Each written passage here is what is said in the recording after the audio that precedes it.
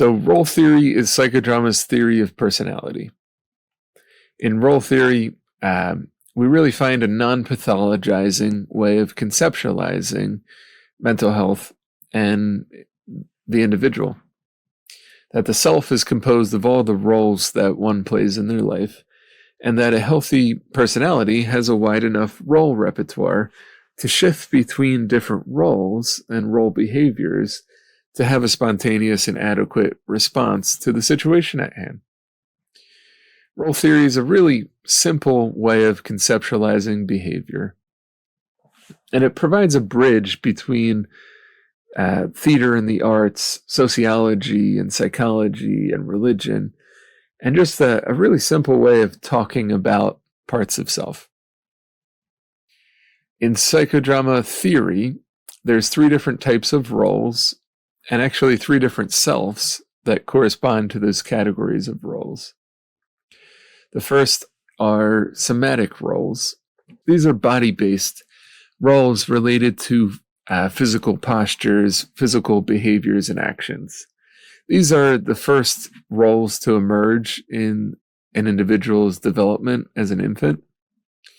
Things like the role of the eater, or the role of the drinker, or the role of the walker, or the role of the sleeper. These somatic roles become more and more sophisticated as we develop emotionally and psychologically and socially, but that these are the first roles to develop. That before we have a psychological or social sense of ourselves, we first are developing a somatic sense of ourselves. And so all of our somatic roles together, combined as a collective, the sum of them would be our somatic self. Second category of roles are psychological or psychodramatic roles.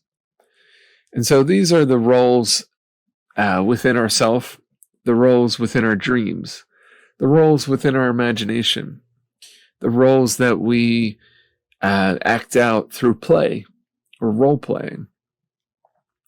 These are roles that are more psychological in nature, that are more related to imagination and dreams.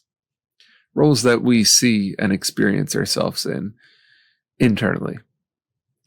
And the sum of all of our psychological or psychodramatic roles equals our psychodramatic self. The third category is social. And so we all have various social roles, and that the collection of all of these social roles equals our social self. And then together, the integration of these 3 selves, our somatic self, our psychodramatic self, and our social self, equals our personality. So role theory provides a really simple way of conceptualizing the self and parts of self. And it's a simple idea, the role, simple enough that it translates from language to language, from culture to culture, that the idea of a role is easy to understand and easy to describe to really anybody. And that roles, although they might be similar cross-culturally, they also manifest differently in different cultures. So, for example, the role of teacher. You can find this role in any culture, in any society and community. You can find examples of people in the teacher role. But the actual behaviors, the presentation, the norms, the boundaries attached to the teacher role are going to look slightly different from culture to culture, even though the core aspect of that role is going to remain the same. Many times roles emerge in relationship to others and in relationship to other roles. So in role reciprocity, perhaps. So with that example, the role of the teacher, the reciprocal role would be the role of the student. So there's no teacher without a student and no student without a teacher. That these roles are interdependent on each other. And that our parts of ourselves, our roles in our life, are developed in reciprocity to other roles that other people hold in relationship to us. So it's a very interpersonal and dynamic way of thinking about personality development. Roles not only emerge in relationship to others, but also in relationships to situations, in relationships to society and social forces, and are contextualized within the culture that we live in.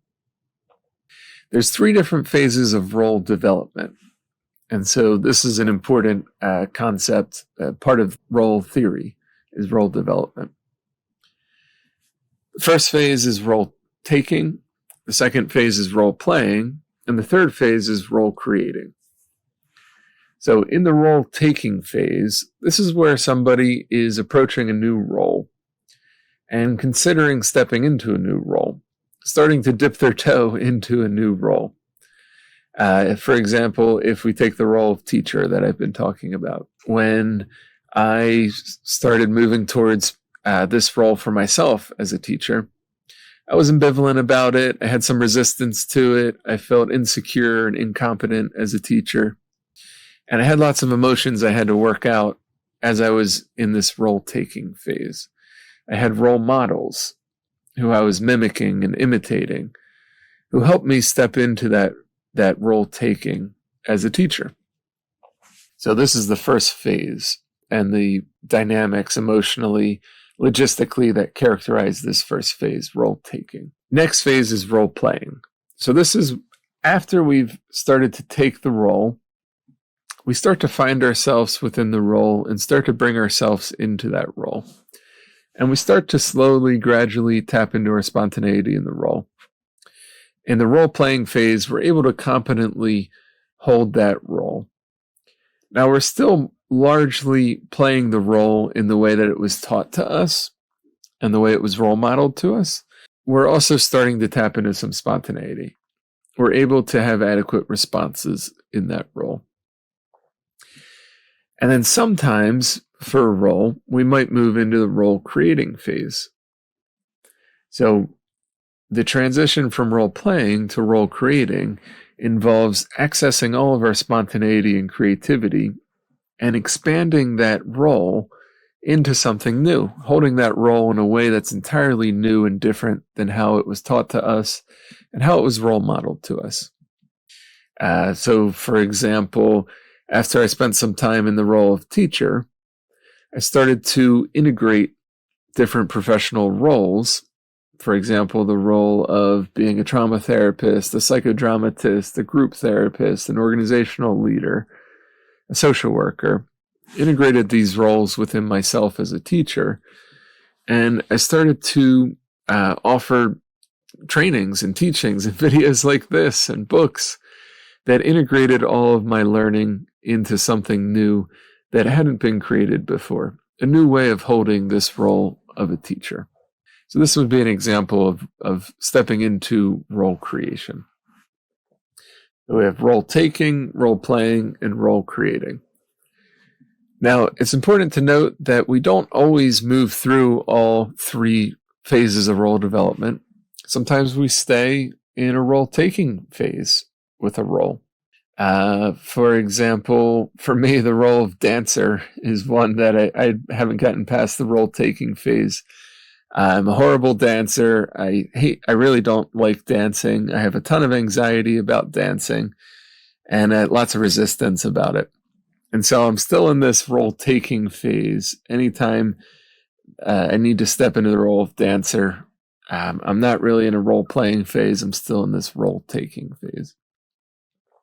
Whereas there's other roles that we might move from role-taking into role-playing, but not quite move into a role-creating phase.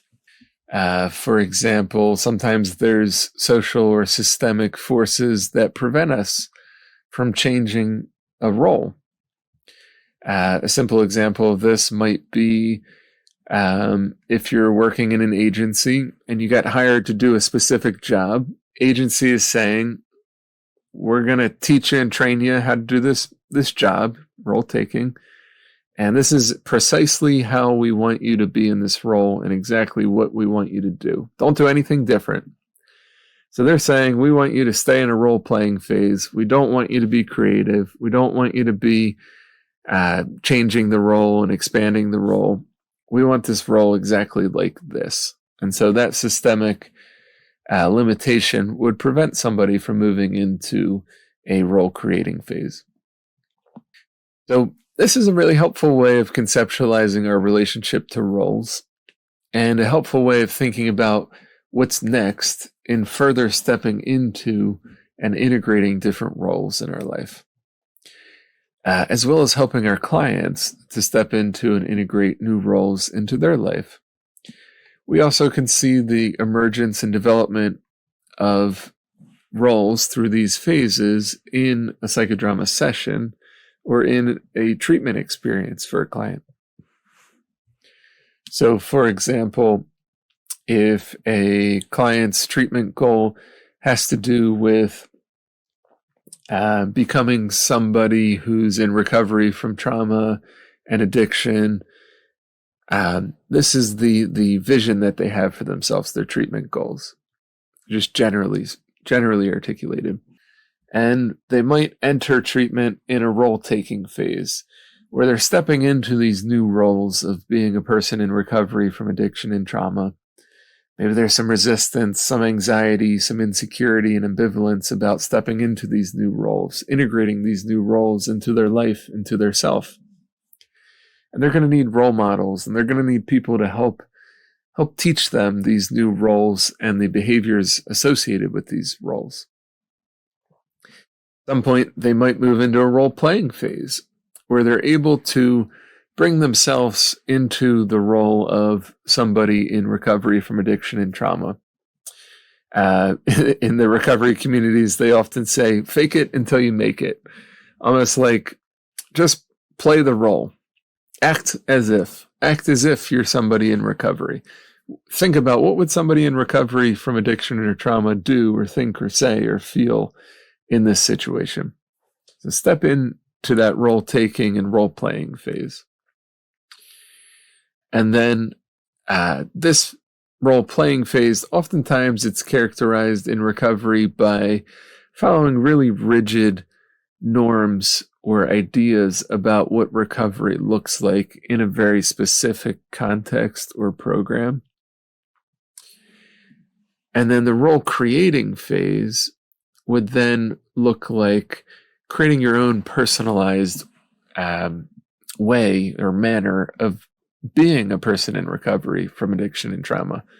That you're no longer just mimicking what your role models did or how someone taught you how to be in recovery, or role-playing, acting as if, faking it until you make it, going through the motions prescribed by a certain approach or program, but that you're really bringing yourself fully into these roles, and you've created a new way, a unique, personalized way of being a person in recovery that fits you, bringing all your spontaneity and creativity into it.